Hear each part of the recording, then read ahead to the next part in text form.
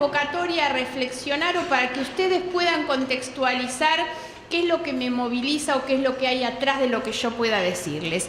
Esto lo digo sobre todo porque yo escuché hace muchos años una conferencia, y me gusta muchas veces empezar con esto, de un sociólogo catalán que él había puesto de título a su conferencia: ¿qué es lo que uno tiene que empezar a hacer hoy para llegar a ser lo que quiere ser mañana?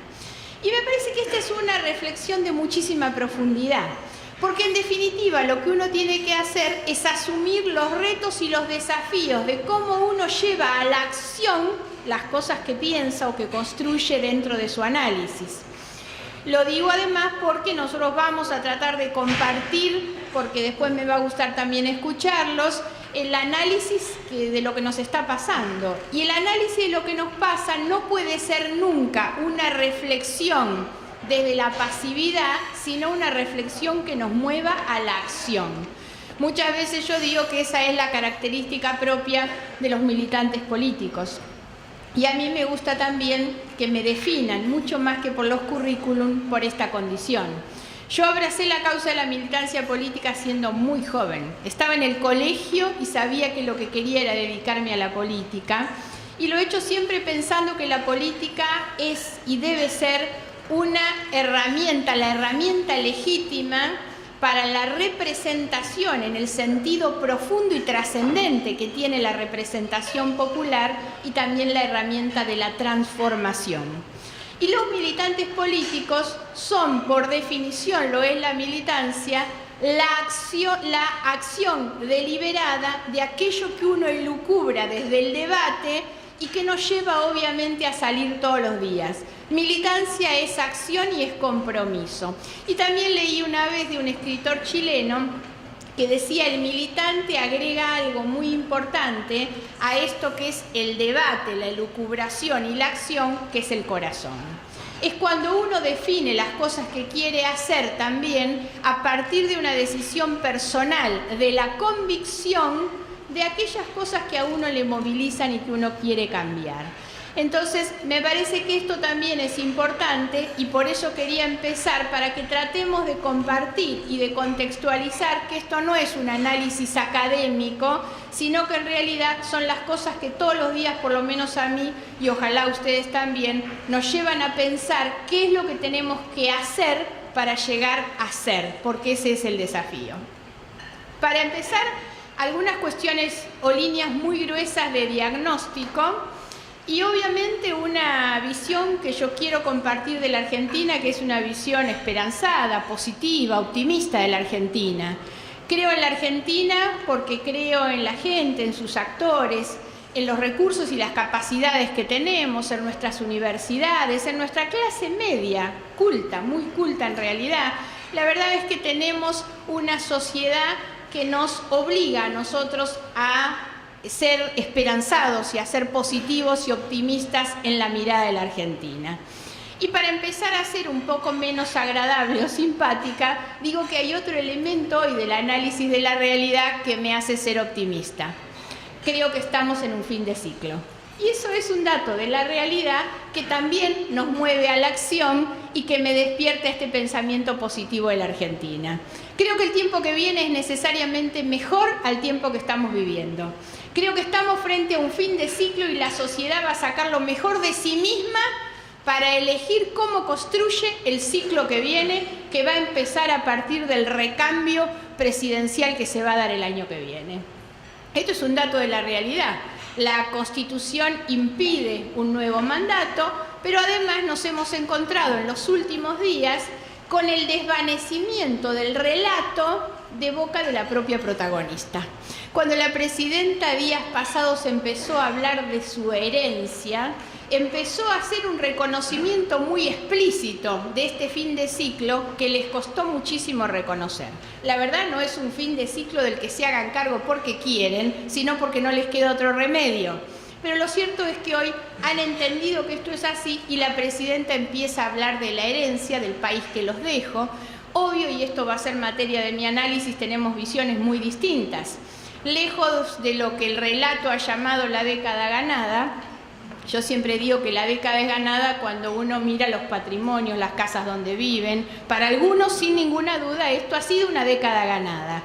Para la mayoría de los argentinos, esta es una década cuando menos desperdiciada.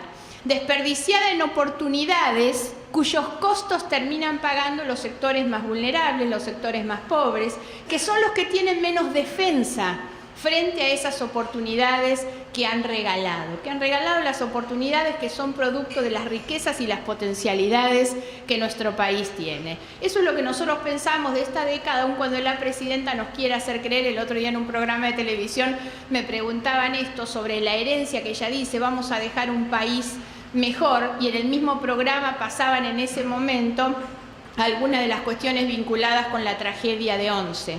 Y la verdad, la tragedia de Once para mí ha sido uno de esos episodios que más me ha marcado en los últimos tiempos, porque es un episodio que habla por sí solo, porque es el episodio que nos permite ver cuáles son las consecuencias, el efecto, el impacto de uno de los males más graves que hemos tenido en este tiempo, que es el de la corrupción.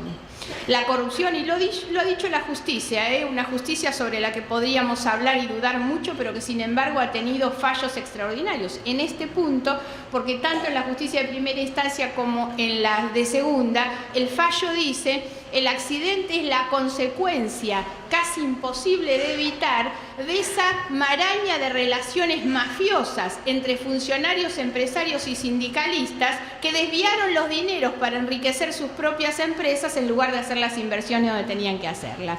Y la tragedia de Once marca la herencia de este gobierno.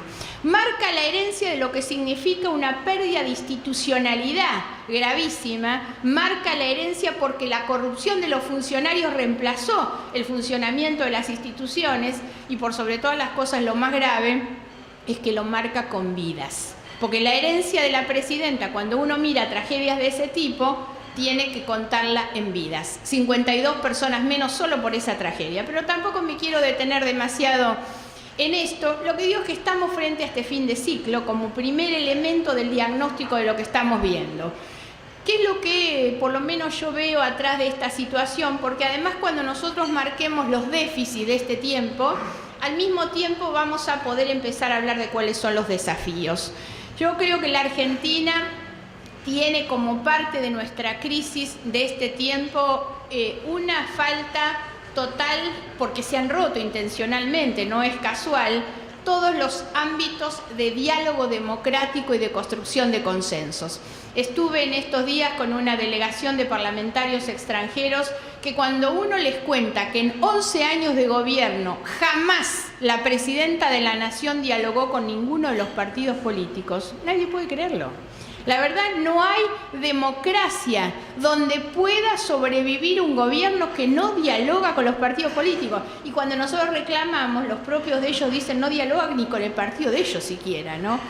El desprecio que existe hacia los partidos políticos es el desprecio hacia el funcionamiento del sistema democrático y republicano. Eso es así. Esto tiene que ver además con una concepción de ejercicio del poder que explicitan en muchas otras cuestiones: la intolerancia, la descalificación del que piensa distinto, esta cuestión del amigo-enemigo. La búsqueda de una justicia funcional forma parte de esa concepción de ejercicio del poder, donde lo que entienden es a los seguidores muchas veces como sectores realmente cómplices o dominados dentro de esa misma estructura o concepción del ejercicio de poder. Han roto todos los ámbitos de diálogo. Y otras dos cuestiones que me parece importante marcar al mismo tiempo como elementos del diagnóstico y como desafíos es la falta de una visión, de una mirada estratégica. La Argentina está demasiado definida por el cortoplacismo, por la improvisación. La mirada estratégica significa siempre que, aun cuando uno tiene que estar resolviendo los problemas del presente, hay por lo menos algunos que están pensando